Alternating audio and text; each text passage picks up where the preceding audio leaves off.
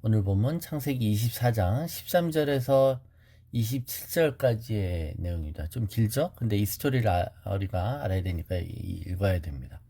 자, 성중 사람의 딸들이 물기르러 나오겠사오니 내가 우물 곁에 서 있다가, 이 기도의 내용입니다. 한 소녀에게 이르기를 청하건대 너는 물동이를 기울여 나로 마시게 하라 하리니 그의 대답이 마시라, 내가 당신의 낙타에게도 마시게 하리라 하면 그는 주께서 주의 종 이삭을 위하여 정하신 자라. 이로 말미암아 주께서 내 주인에게 은혜 베푸심을 내가 알겠나이다. 말을 마치기 두기 전에 리브가가 물동이를 어깨에 메고 나오니 그는 아브라함의 동생 나홀의 아내 밀가의 아들 부두엘의 소생이라. 그 소녀는 보기에 심히 아리따고 지금까지 남자가 가까이 하지 아니한 처녀더라. 그가 우물로 내려가서 물을 그 물동이에 채워가지고 올라오는지라. 종이 마주 달려가서 이르되 청하건대 네 물동이의 물을 내게 조금 마시게 하라. 그가 이르되 내 주여 마시소서 하며 급히 그 물동이를 손에 내려 마시게 하고 마시게 하기를 다하고 이르되 당신의 낙타를 위하여서도 물을 길어 그것들도 배불리 마시게 하리이다 하고 급히 물동이의 물을 구유에 붓고 다시 기르려고 우물로 달려가서 모든 낙타를 위하여 기는지라. 그 사람이 그를 묵묵히 주목하여 여호와께서 과연 평탄한 길을 주신 여부를 알고자 하더니 낙타가 마시기를 다음에 그가 반세겔 무게의 금 코걸이 한 입개와 10세겔 무게의 금 손목걸이 한 쌍을 그에게 주며 이르되 네가 누구의 딸이냐 청하건대 내게 말하라. 내 아버지 집에 우리가 유숙할 곳이 있느냐. 그 여자가 그에게 이르되 나는 밀가가 나홀에게서 낳은 아들 부두엘의 딸이니이다. 또 이르되 우리에게 집과 사료가 족하여 유숙할 곳도 있나이다. 이에 그 사람이 머리를 숙여 여호와께 경배하고 이르되 나의 주인 아브라함의 하나님 여호와를 찬송하나이다. 나의 주인에게 주의 사랑과 성실을 그치지 아니하셨사오며 여호와께서 길에서 나를 인도하사 내 주인의 동생 집에 이르게 하셨나이다 하니라. 자, 믿음의 여정의 특징들을, 그런 요소들을 우리가 계속 찾아보고 있습니다. 자, 믿음의 여정의 어떤 완성을 위해서 엘리에셀은 구체적으로 하나님의 뜻을 구하고 있어요. 즉 이게 하나님의 사인이라는 것을 확신할 수 있는 증표를 구하는 것이죠. 그가 먼저 이 증표, 하나님의 응답이라고 여길 수 있는 상황을 설정합니다. 먼저 물 길러 나올 때, 여기서 일부러 물가로 나온 거 아닙니까? 그 물 길러 나올 때 내가 서 있다가 어떤 소녀한테 물동이를 기울여 나를 좀 마시게 하라는 겁니다. 자, 물동이를 이고 오는 여자가 모르는 사람한테 물을 마시기 위해서 자기가 이고 있는 걸 내려놔야 되는 수고가 있는 거죠. 즉 귀찮은 일을 부탁할 거라는 거예요.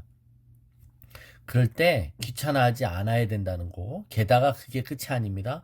한술 더 떠서 당신의 낙타에게도 물을 주겠다라고 하는 여자라면 그 사람이 바로 우리 주인의 아들 신부감인 줄 알겠다는 겁니다. 예, 엘리에셀이 참 믿음이 좋은 것 같아요. 이런 구체적인 상황을 마음속으로 봤는지, 예, 이대로 연출이 된다면 그 사람인 줄 알겠다는 겁니다. 자, 신부의 증표로서 물을 달라고 할 때 주는 여자, 그리고 낙타에게도 주겠다고 하는 여자, 이 후보자의 반응에 전적으로 테스트에 의존을 하는 것이죠. 후보자의 반응이 어떠냐에 따라 이 테스트가 결정됩니다. 자, 첫 번째, 이걸 통해 뭘 확인하려는 걸까요? 이 상황 자체가 무엇이든 이대로 연출된다면 그걸 알기는 하겠지만 또 여기에는 체크하려는 요점들이 있는 거예요. 먼저 여러분, 자기의 수고로움, 자기의 번거로움을 마다하지 않고 모르는 사람한테 대접을 잘하는 사람, 인자한 사람이어야 된다는 거 아닙니까? 예. 시골 인심이 좋아서 외부 사람들한테 뭐든지 갖다 척척 주고, 자기 수고하는 거 아까워하지 않고 남을 대접하는 사람? 예, 아브라함의 집안 분위기를 잘 아는 거예요. 아브라함 집안 분위기는 손님 대접을 잘하죠. 손 대접을 잘합니다. 그래서 집안 분위기하고 비슷한 이 집안 사람을 찾고 있는 거잖아요. 둘째 조건인 낙타에게도 물을 주는 여자라는 것은 조금 어떻게 보면 되게 과한 요구일 수 있죠. 그러면 이 여인의 친절의 정도를 보겠다라는 뜻이 아니라는 거예요. 여러분, 이게 단순히 낙타에게 물을 준다는 게 그렇게 어려운 일이 아닌 게 아닌 것이죠. 자, 두레박 형식의 우물이 아니라 웅덩이 형식의 우물이었어요. 그러므로 낙타가 보통 600kg 되는데 이 한 마리가 3분의 200리터를 마신답니다. 근데 지금 10마리를 끌고 왔잖아요. 그러면 10마리를 이 물을 먹이려면 얼마나 부지런히 갖다 퍼 날라야 되는 거예요. 그러면 내가 당신의 낙타에게도 물을 주겠다라는 건 이 여인이 2시간은 걸리는 노동을 기꺼이 했다라는 걸 얘기하는 것이죠. 예. 이런 환대 정신과 함께 관대함도 있는 여자, 그리고 2시간 동안 남을 위해서 이렇게 할 수 있는 끈기가 있는 여자, 예.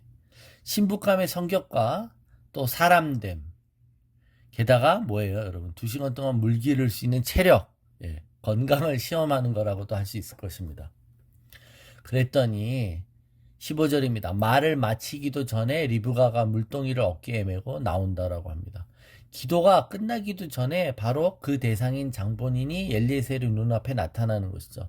자, 이것이 뭡니까, 여러분? 바로 순조로움 중에도 너무나도 순조로움인 것이죠. 우리 삶 가운데 하나님의 인도하심이 이런 순조로움으로 나타나시기를 축원합니다, 여러분. 그죠? 척척 그 일이 그렇게 자동적으로 어쩜 이렇게 때마침 우연히 사람들이 나타나고 때마침 그런 상황이 펼쳐지고 하는 이런 하나님의 예비하심인 거 아닙니까?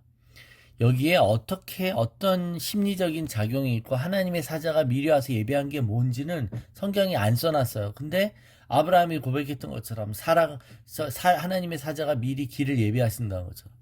엘리에셀이 그 우물가에 가 있을 때 그때 딴 때도 아니고 그때 리브가가 여기 오게 된 것은 왜 그럴까요, 여러분? 그죠? 이런 게 우리가 보이지 않는 하나님의 예배하심인 것이죠. 자, 아브라함과 늙은 종의 신부의 조건에는 없었던 것도 있었잖아요. 그죠? 믿음이 있고 여러 가지 조건이 있었지만 그 없었던 조건까지도 겸비한 처자가 눈앞에 떡 나타났습니다. 그게 뭐였냐면 아름답고 정숙함이었습니다. 이쁘기까지 했어요. 이쁘기까지. 자신이 기도한 모든 조건대로 그대로 행하는 것입니다. 자, 이렇게 일이 잘 풀려도 너무 쉽게 풀리는 것, 이것이 하나님의 은혜입니다. 하나님의 페이버는 바로 이렇게 우리 삶을 인도하는 줄로 믿습니다. 자, 21절입니다. 그 사람이 그를 묵묵히 주목하며 여호와께서 과연 평탄한 길을 주신 여부를 알고자 하더니. 자, 그런데 그가 기도한 대로 여자가 똑같이 반응합니다. 그러면 아이고야 바로 찾았네 하지 않고 묵묵히 주목하여 천천히 확인합니다. 리브가가 물을 아르는 모습을 보이는 거죠. 확인합니다. 성급히 결론 짓지 않습니다. 그래서 우리의 삶의 모든 선택의 과정은 기도한 것이 응답되는 것 같다고 바로 그냥 여기네 라고 반응하는 게 아니라 그것을 천천히 확인하는 과정이 필요한 것이죠. 하나님이 예비하시고 하나님이 만나게 하신 만남이 있을지라도 연애 과정을 통해 실제로 확인하는 거예요. 이 사람이 내 사람이 맞는가 하고. 그래서 연애 과정은 확인하는 과정인 것이지 됐다라는 게 아니잖아요. 네. 하나님이 일하시는 것을 묵묵히 주목할 필요가 있는 것입니다. 하나님의 뜻을 분별하는 과정은 매우 우리가 침착하게 분별해야 되는 것이죠. 그런데 사실 이 분별의 과정은 늙은 종인 엘리에셀만 한 게 아니라는 거예요. 우리가 여기에 일종의 반전과 같은 역관점이 있는데, 실은 리브가가 우물에 혼자 나와서 얼굴을 가리지 않고 외부에서 온 나그네와 자유롭게 대화를 나누었다는 것은 뭘 뜻하는 걸까요, 여러분? 수가성 여인도 여러분 예수님의 말을 걸었을 때 왜 외간 남자가 말을 건네냐고 이상하게 여겼잖아요. 근데 리브가라는 이 색시가 늙은 종 엘리에셀의 충성스러운 모습을 직감적으로 아는 것이죠. 그래서 이 남자의 수작, 이 남자의 말을 거는 것을 그렇게 위험하다고 인지하지는 않은 것으로 보이는 거예요. 그런데 그러니까 얼굴도 가리지 않고 이 사람과 이 사람의 낙타를 위해서 그렇게 선대하는 것 아니겠습니까? 여러분, 이런 분별력과 이런 차근차근한 이런 확인이 우리 삶에 얼마나 필요합니까? 천사처럼 말하지만 영혼을 더럽히는 자들이 있고, 달콤하게 말을 못하지만 영혼에게 참된 기쁨을 주는 사람도 있습니다. 그럴 때 누가 진짜이고 누가 진정성이 있는지를 분별할 수 있는 지혜와 능력이 우리에게 있기를 축원합니다. 자, 그리고 마지막으로 한 가지 더 중요한 것을 확인하는데 엘리에셀이 묻습니다. 이르되 네가 누구의 딸이냐라고 물어요. 누구의 딸이냐? 왜죠? 누구의 딸인 게 왜 중요하죠? 이제 지금 아브라함의 친척 집에 온 거잖아요. 아브라함 친척인지 확인하는 거예요. 그랬더니 나는 밀가가 나홀에게서 낳은 아들 부두의 딸입니다라고 말하는 거예요. 바로 아브라함의 동생 집의 자녀라는 것이 확인되는 것이죠. 이게 컨펌 아닙니까?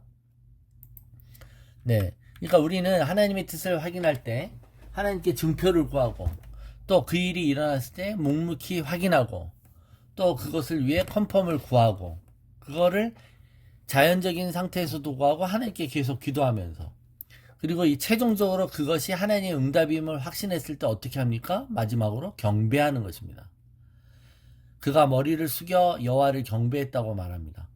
우리의 기도에 신실하게 응답하시는 하나님께 경배하고 찬송하는 것입니다. 하나님이 우리의 삶을 섭리와 인도하심 속에 이끌어 가시는 그 놀라운 하나님의 은혜에 찬양하는 것이죠. 여러분 오늘 이 장면은 정말 드라마틱한 장면입니다. 여러분 신데렐라 장면보다도 더 동화적이죠. 더 드라마틱합니다. 근데 우리 삶에 일어날 수 있는 하나님의 호의 속에 일어나는 더 그런 장면인 줄로 믿습니다. 우리 삶에도 이보다도 더 우연 같고 이보다도 더 극적이며 이보다도 더 순조로우며 이보다도 더 확신할 수 있는 아버지 그런 인도하심이 있기를 우리가 간구하는 것이죠. 하나님 아버지께 그럴 때 우리가 또 경배로 가득 찰 줄로 믿습니다.